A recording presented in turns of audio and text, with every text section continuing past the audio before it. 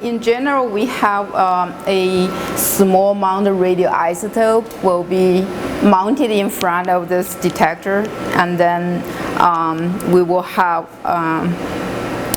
a human participant who put the leg in front of the source, and so when the radiation hit the X-ray or hit the source, hit the sample, it will produce X-rays, lead X-ray, and so the lead X-ray will be detected and then will be analyzed by the computer.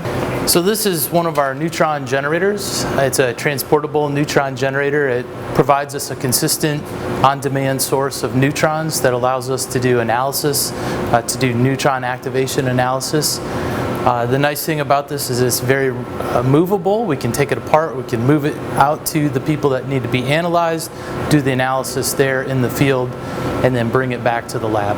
When the neutrons are emerging from the generator, they have relatively high energy, and for us to increase the probability that they're going to interact with the material, we have to slow them down.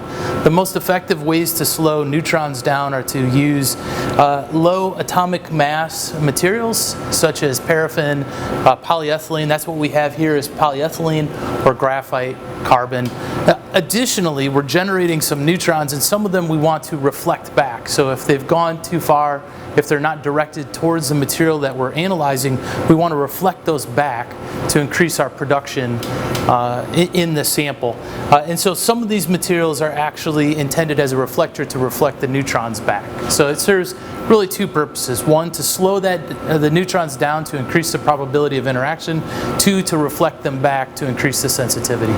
It could be used for any sort of analysis situation, whether it's an occupational exposure or population-wide. So instead of having all those people come to the lab, we can actually go out to them, evaluate various metals that they may or may not have in their body.